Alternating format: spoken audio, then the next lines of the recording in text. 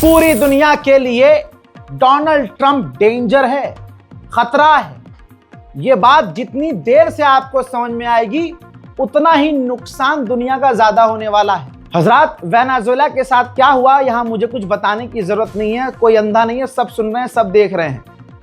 वो बात अलग है कि हमारी सरकार की इतनी हिम्मत नहीं हुई है, विपक्ष की पार्टियों ने घेरा है और बढ़िया करके घेरा है कि 2 बयान दिए हैं।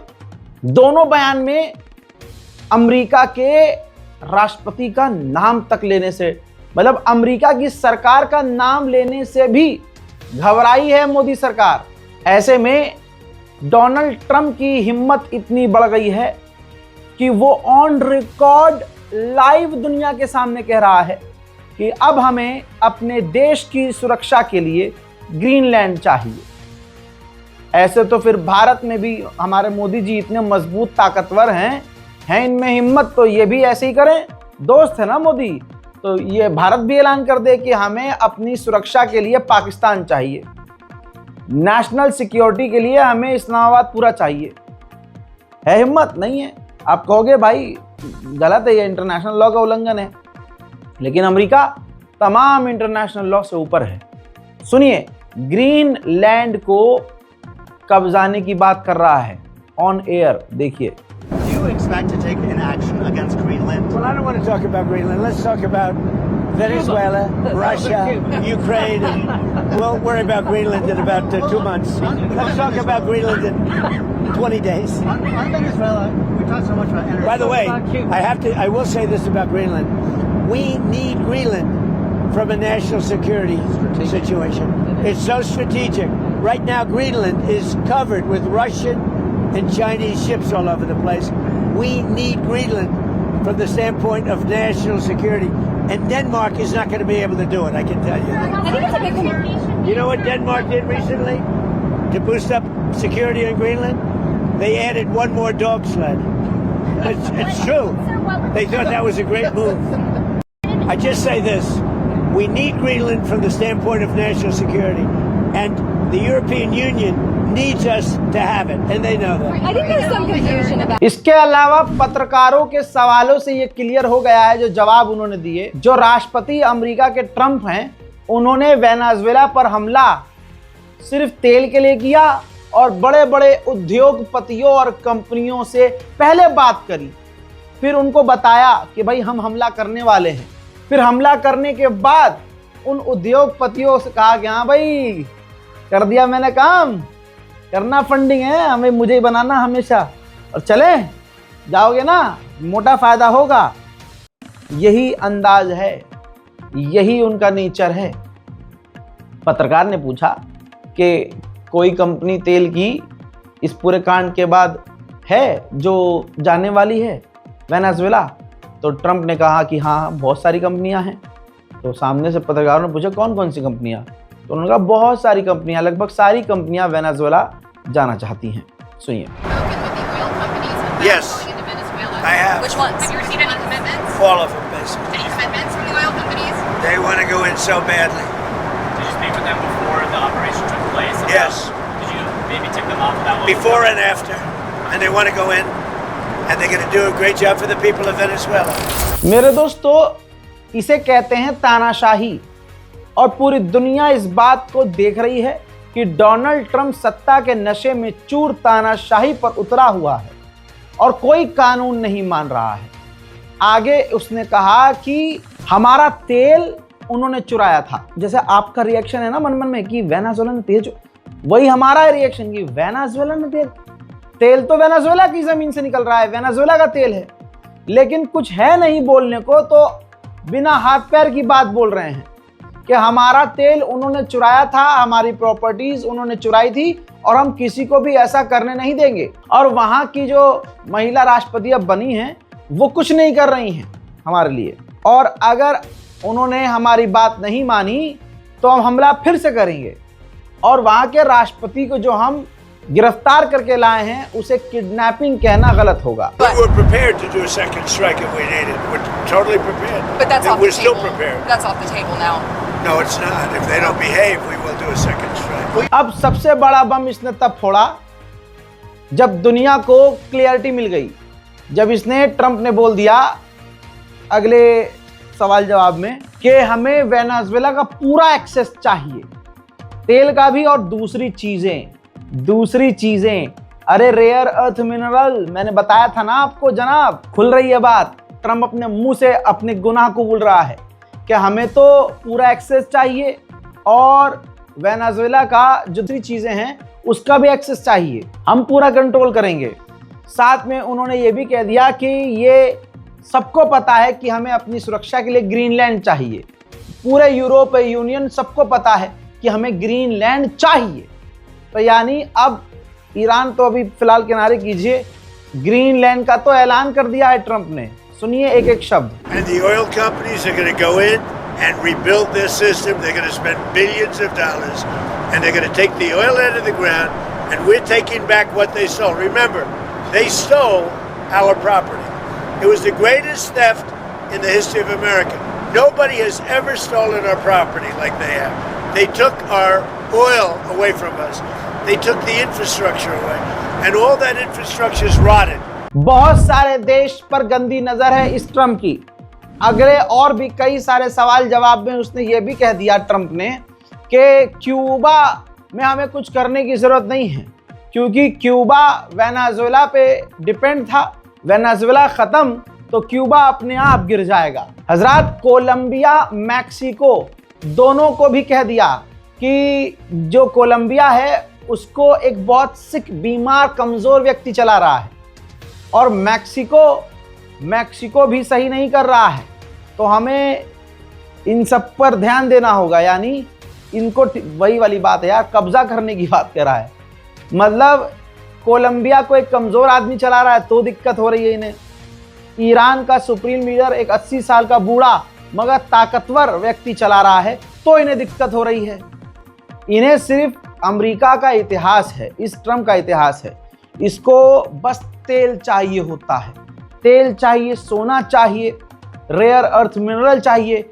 इसके बावजूद अगर बहुत सारे देश जो भी इनके साथ खड़े हैं अमेरिका के साथ, कल वो खुद पछताएंगे, लिख के ले लो। घमंड से चूर ट्रंप ने कहा कि मुझसे मत पूछो कि वेनेजुएला का इंचार्ज कौन है, क्योंकि मैं ऐसा आंसर दूंगा वो आंसर तुम्हें पसंद नहीं आएगा। यानी इशारा ट्रंप ये कर रहा है कि वेनेजुएला का इंचार्ज मैं हूं और जो वहां होगा मेरी मर्जी से होगा, और अगर मैंने ये जवाब दे दिया तो तुम्हें पसंद नहीं आएगा।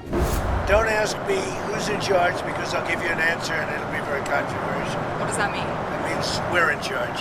Have you दोस्तों, अब जो वीडियो आपको बताने और दिखाने वाला हूं उससे गाना चट्टो के आग लग जाएगी। कहीं एक जगह होती है उनमें आग लग जाएगी।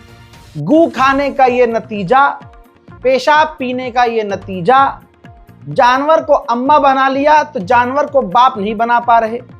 किसी सांड को बाप भी बनाओ। ऐसे लोग जिस और गू, पेशाब, हिंदू मुसलमान में अटके हुए हैं और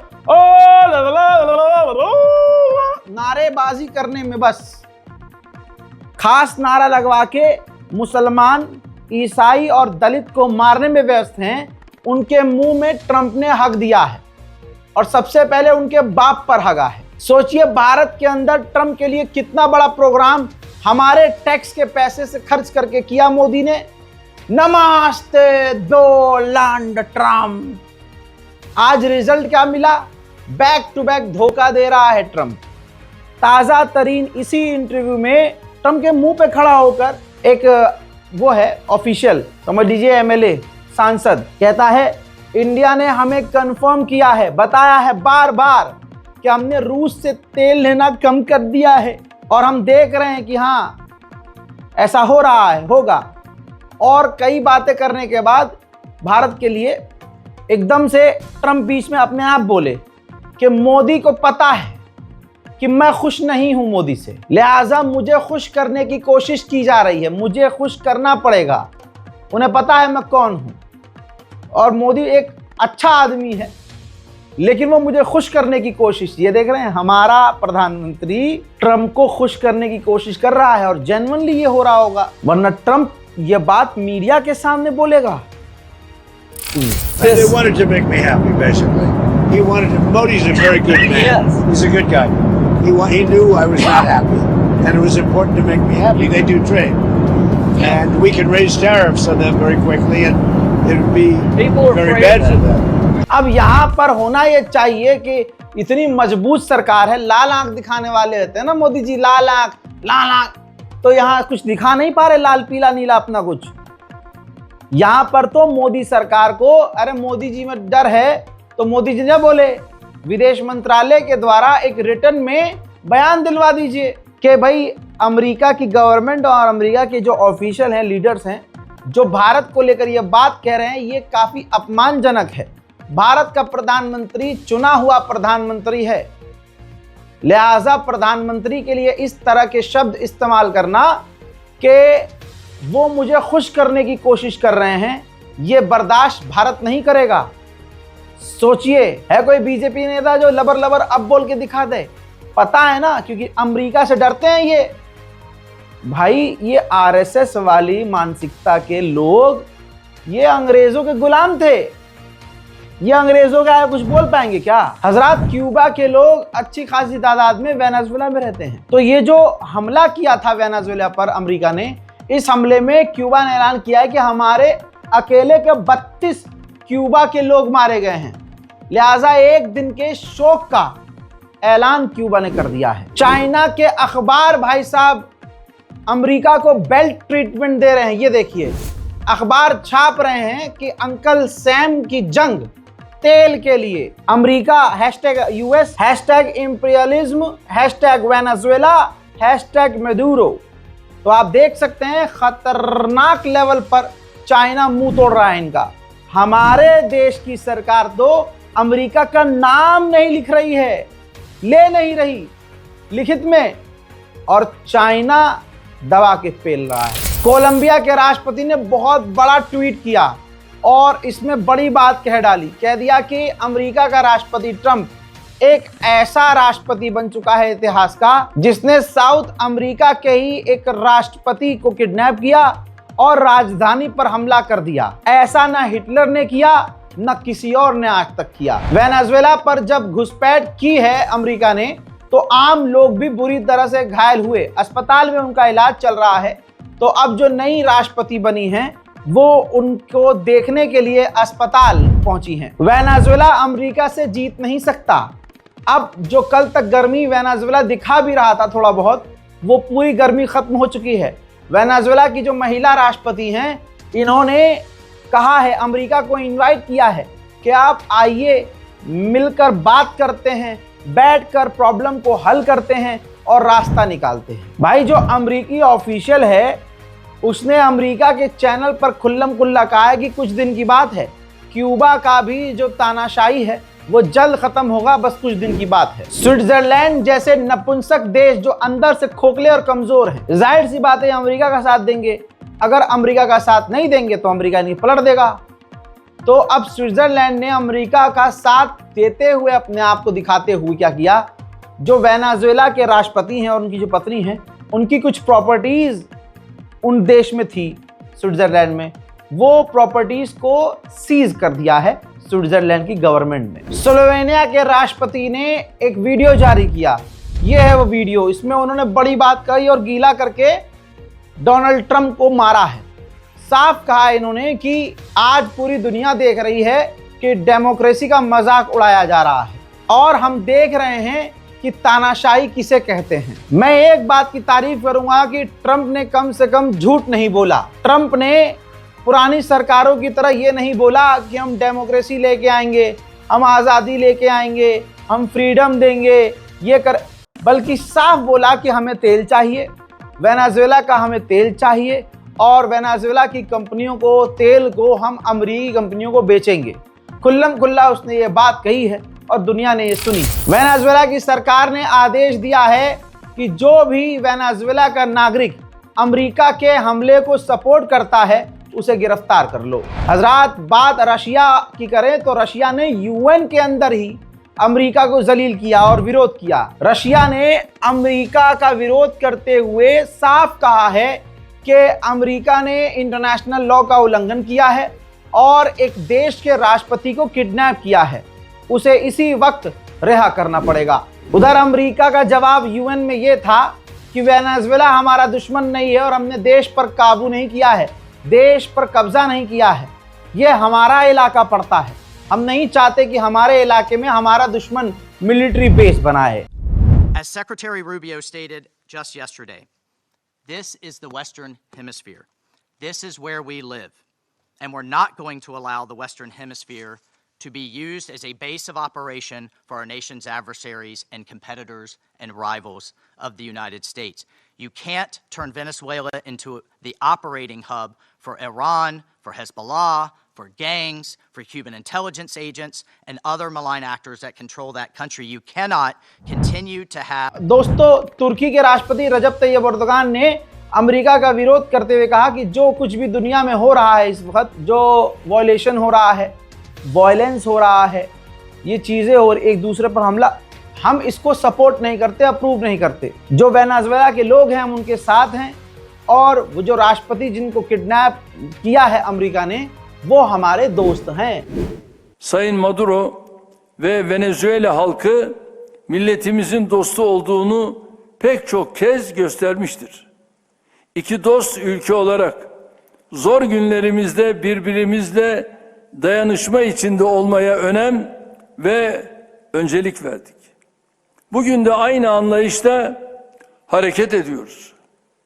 Şurası bir gerçek ki ülkelerin egemenlik haklarının ihlal edilmesi ve uluslararası hukukun çiğnenmesi küresel düzeyde ciddi komplikasyonlara yol açabilecek riskli adımlardır. China ने भी यूएन के अंदर अमेरिका का विरोध किया और कहा ये तो बुली करना हो गया, अमेरिका बुली कर रहा है, कमजोर को दबा रहा है। हम शौक हैं कि अमेरिका ने ऐसा किया। हम मांग करते हैं कि अमेरिका इसी वक्त राष्ट्रपति वेनेजुएला के जो मुदोरो हैं उनको और उनकी पत्नी को रिहा करे। वहीं विदेश मंत्रालय ने चाइना के ट्रंप को आड़े हाथ लिया और कहा कि डोनाल्ड ट्रंप हमारा बहाना लगाकर अपने सेल्फिश एजेंडे को पूरा ना करे। We urge the United States to stop using the so-called China threat as a pretext for selfish gains. वहीं चाइना के विदेश मंत्री ने साफ कहा है कि हम नहीं चाहते दुनिया में कोई भी देश जज बने, खासकर ये अमेरिका जज बने या वो पुलिस बने। हम किसी भी तरह से अमेरिका को या किसी भी देश को सपोर्ट नहीं करते कि वो जज बने या पुलिस बने दुनिया का। अच्छा, वेनेजुएला के कांड के बाद चाइना पर असर पड़ा है। चाइना का ऑयल स्टॉक मार्केट जो है नीचे आकर धड़ल्ले से गिरा है। मैक्सिको की महिला राष्ट्रपति हैं आपकी स्क्रीन पर, इन्होंने आधिकारिक तौर पर अमेरिका की निंदा की है और कहा है कि हम बर्दाश्त नहीं करेंगे जो अमेरिका हमको धमका रहा है, किसी भी तरह से हम बर्दाश्त नहीं करेंगे और हम वेनेजुएला के साथ हैं। हजरात, बड़ा दुख हो रहा है। वेनेजुएला से हमदर्दी नहीं, लेकिन है तो इंसान ही, वो है तो इंसान। राष्ट्रपति भाई सोचिए, अगर ये हमारे साथ हो तो क्या होगा। कल तक जो एक देश का राष्ट्रपति, आज वो कैदी है और कितना बुरा व्यवहार किया जा रहा है भाई। सोचिए, जब उनको पेश किया गया कोर्ट में तो वैन के अंदर उन्हें घुटने के बल बिठाया था। खबर यह भी है कि उन्होंने, यानी अमेरिका ने टॉर्चर करने के लिए वेनेजुएला के राष्ट्रपति को खुली वैन में, मतलब वैन चला रहे थे और वैन का दरवाजे खुले हुए थे लेफ्ट राइट और पीछे के, और वेनेजुएला के राष्ट्रपति को बिठाया हुआ था वैन में। दुनिया को दिखा रहे थे अपनी ताकत, अमेरिका को अपनी ताकत दिखा रहे थे। अमेरिका के लोगों को अमेरिकी सरकार ये मतलब लग रहा है ये डेमोक्रेसी मानते होंगे। इतना टॉर्चर, जिस बंदे का कोई गुनाह ही नहीं, गुनाह उसका ये कि वो ट्रंप की बात नहीं मान रहा था। कमाल की बात यह है कि वेनेजुएला का राष्ट्रपति मदुरो एक शेर निकला। जहां लग रहा था कि कहानी पलट जाएगी, कोर्ट के अंदर वेनेजुएला के राष्ट्रपति ने कहा कि मैं एक जंग का कैदी हूं, मेरा कोई गुनाह नहीं है, मैंने कोई पाप नहीं किया, मैं एक सीधा साधा ईमानदार इंसान हूं और मैं वेनेजुएला का राष्ट्रपति हूं। अच्छा, जो लॉयर मिला है उन्हें वेनेजुएला, बड़ा दुख हो रहा है मुझे बताते हुए और बड़ा दिल दुख रहा है। वेनेजुएला के राष्ट्रपति और उनके पत्नी के जो वकील हैं, उन्होंने कोर्ट में कहा है कि जो वेनेजुएला के राष्ट्रपति मदुरो की पत्नी हैं, उनको पसलियों में गहरी चोटें आई हैं, ज़्यादा चोट आई हैं और उनको इलाज की ज़रूरत है।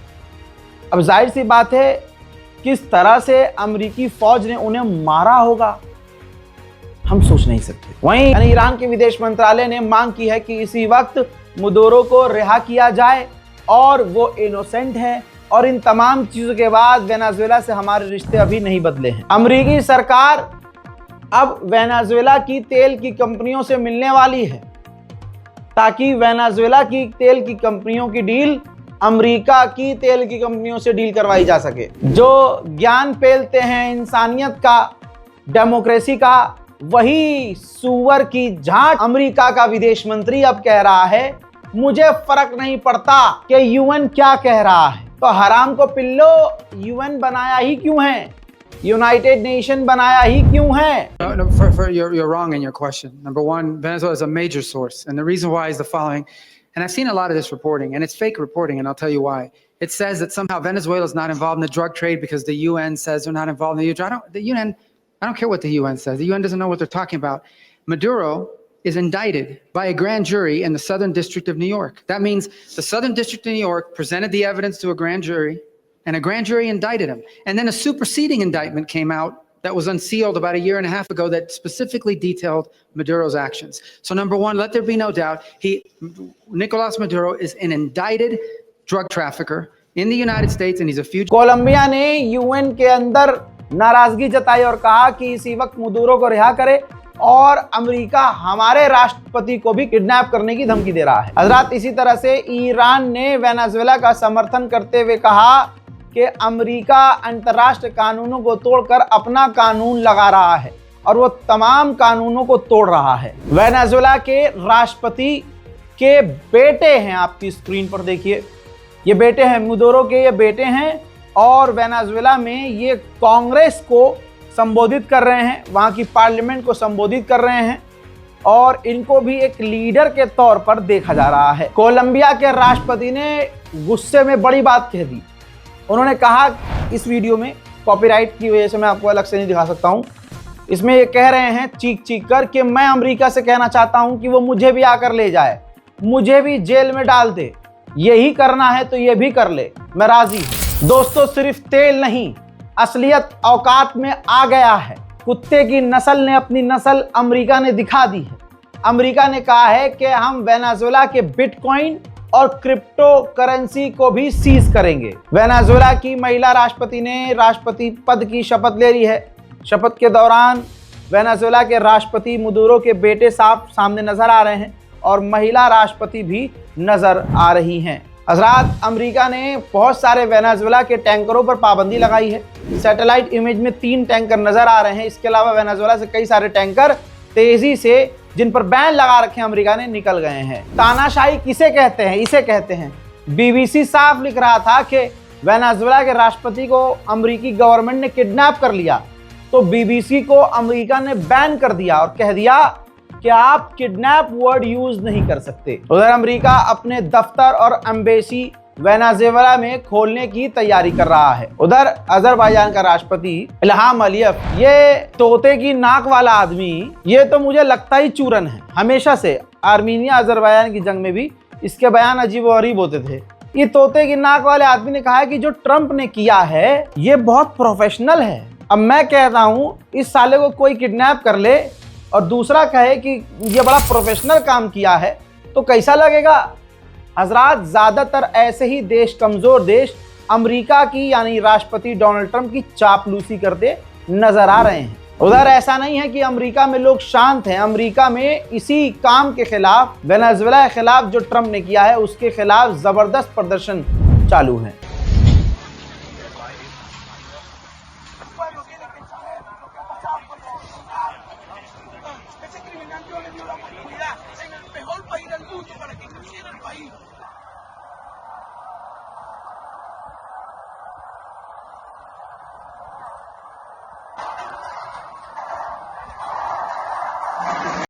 Free Maduro, free Cecilia! Free Maduro, free Cecilia! We want justice, you say how? We want justice, you say how? Release Maduro right now! Release Maduro right now! We want justice, you say how?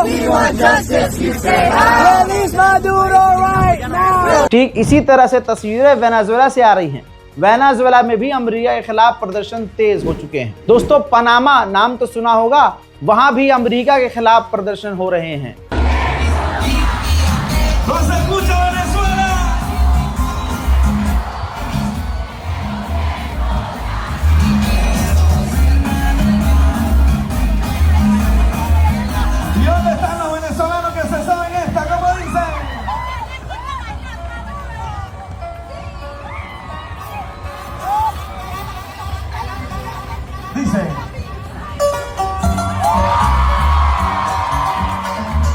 उधर France अपनी जनता के आगे पलट गया। कल तक Trump का साथ दे रहा था, आज फ्रांस ने थूक कर चाटा और कहा कि अमेरिका ने जो किया है हम उसको अप्रूव नहीं करते, न उसका साथ देते हैं न मान्यता देते हैं। उधर ग्रीनलैंड जिसको हड़पने की बात डोनाल्ड ट्रंप ने अपने गुलाबी और गंदे सुअर जैसे मुंह से कर दी है, इस पर प्रधानमंत्री ने कहा कि ग्रीनलैंड का फ्यूचर ग्रीनलैंड के लोग डिसाइड करेंगे और डेनमार्क के लोग डिसाइड करेंगे। We're really clear about Greenland. The future of Greenland is for Greenland and the Kingdom of Denmark. Denmark is a close European ally, a close NATO ally, and the future therefore has to be for Greenland, for the Kingdom of Denmark, and only for Greenland and the Kingdom of Denmark. And we're absolutely clear about that. Denmark के Greenland को कब्जाने के चक्कर में America है, वो तो आपको पता चल गया है। अब डेनमार्क का साथ किसने दिया? दोस्तों, जर्मनी ने डेनमार्क का यहां पर साथ दे दिया और कहा डेनमार्क का हिस्सा है ग्रीनलैंड, उस पर किसी और का अधिकार नहीं हो सकता। हजरात, ये डेनमार्क की प्रधानमंत्री, उन्होंने कहा कि हमारे ग्रीनलैंड पर कब्जा चाहता है अमेरिका और हम नेटो के मेंबर हैं। अगर ऐसा करता है अमेरिका तो सब कुछ खत्म हो जाएगा। इस मामले पर फ्रांस ने भी अमेरिका का विरोध किया है। फ्रांस के विदेश मंत्री ने कहा कि ये कोई बेचने के लिए नहीं है, ग्रीनलैंड कोई बिकाऊ नहीं है, ये एक यूरोपियन टेरिटरी है, इसको बिकाऊ ना समझा जाए। अमेरिकी जर्नलिस्ट टेलीग्राम पर अमेरिका का नया मैप जारी कर रहे हैं जिसमें दुनिया भर के बहुत बड़े बड़े देश हैं, कई सारे देश हैं। तो यानी ये माना जा रहा है कि अमेरिका दुनिया के कई देशों पर कब्जा करने की राह पर है। उधर ग्रीनलैंड के प्रधानमंत्री ने कहा कि अमेरिका बस कर दे, बहुत हो गई बयानबाजी, जो भी बात कर रही है हमसे डायरेक्ट बात करे और हमें कोई खतरा नहीं है। हजरात, वेनेजुएला पर बहुत सारी डिटेल मैंने आपको दे दी है, डिटेल रिपोर्ट वेनेजुएला पर दी है। इस रिपोर्ट पर आपकी क्या राय है कमेंट जरूर कीजिएगा, अपने चैनल को सब्सक्राइब कीजिएगा। जय हिंद।